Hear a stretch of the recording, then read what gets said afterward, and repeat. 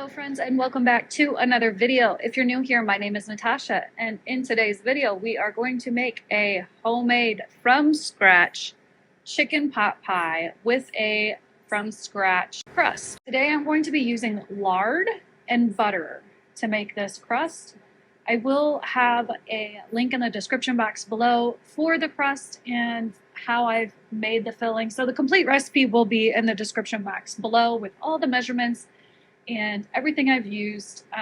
This was so delicious, friends. Like, this is my favorite way to use when we buy the rotisserie chicken from Walmart. We usually just eat the chicken the first day, and then I take all the leftover chicken and I throw it into a big pot, and I make a wonderful chicken bone broth, which I do use to make the filling of this. And then we take whatever chicken is left that I'm able to pull off the bones. That becomes what goes into the filling of chicken pot pie. So we try to stretch our rotisserie chickens that we get from Walmart. Unfortunately, Walmart has been kind of giving us some very skinny chickens recently because I used to be able to get 3 meals out of them, but now I can only get about 2. So this is how we stay on budget. It's how we are able to do other things with our money that we wouldn't normally be able to do if we were going out to eat all the time. We would not be able to spend money on other things that we enjoy. And it's really not too hard to do this, friends, but I can understand where it can be a little bit time consuming, and it is. Especially when you're doing things like completely redoing or completely using a homemade crust. I have done this before, just using the regular pie crust that you can get at Walmart. And it turns out just as good, but I'm not gonna lie, the price of those has started to get really expensive. And you will see here, I actually season my crust. This is not something that is part of the recipe and not something most people do, but it is one of the things that I like to do.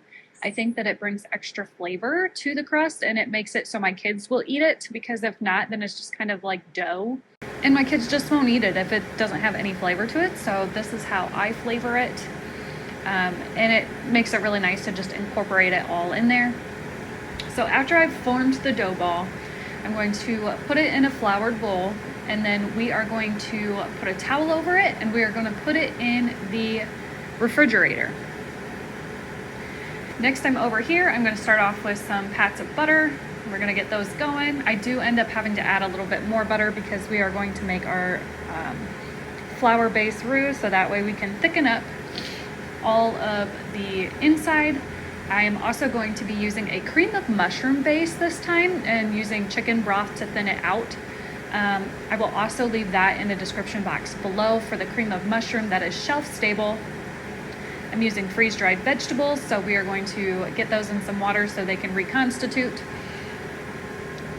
So the broth is from boiling down the chicken, and then the cream of mushroom base, I pretty much always have that in my cabinet.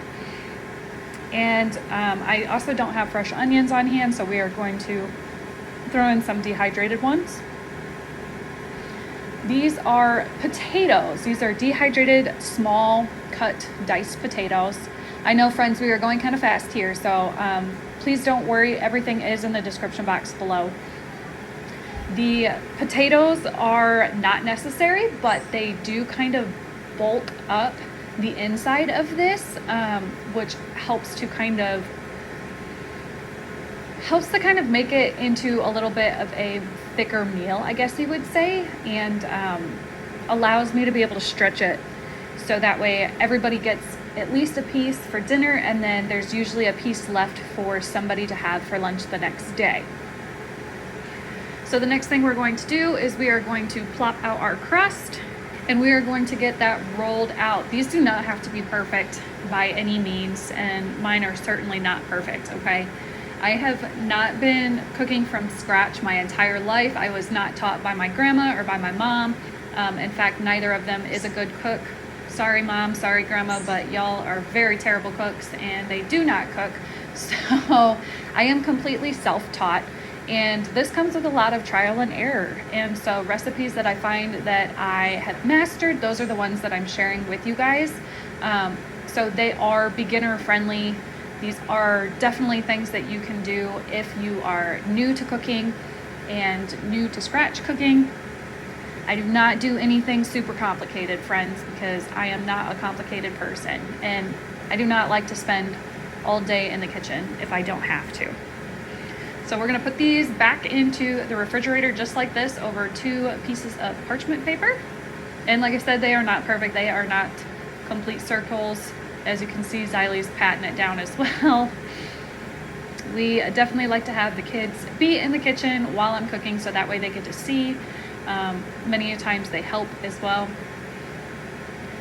So once the inside of the mixture is done, then we are going to start assembling.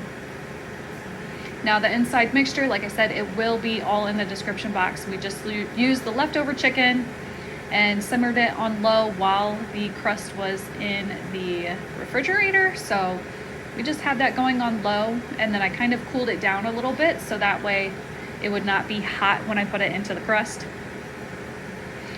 Plopping our crust on top. I am just going to do a very simple pinch and fold over. I'm going to pull the leftover crust off, or the crust that's too much, and the kids got to play with that so it didn't go to waste. I thought about making Ollie a little chicken pot pie, but then I didn't, so it was a good thought.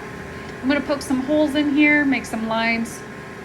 Nothing fancy, but just enough to let out the steam. And then I'm just going to spray some, I can't believe it's not butter on top. Usually I melt butter, but this was just much easier and faster. And this is how she turned out, beautiful golden brown. This was absolutely delicious, and the filling this time was very thick, which I personally enjoy. I do not like a super runny inside, so this stayed together very well. Look at that, money shot. Get the steam and everything, my friends. So good. You could also use this same recipe with turkey. Leftover turkey is fantastic in this. So use what you have, use what's on hand, and make it work for you. I hope you enjoyed today's video. Make sure you give it a big thumbs up and subscribe if you're new. Everything will be in the description box with the full recipe. I'll see you in the next video. Bye.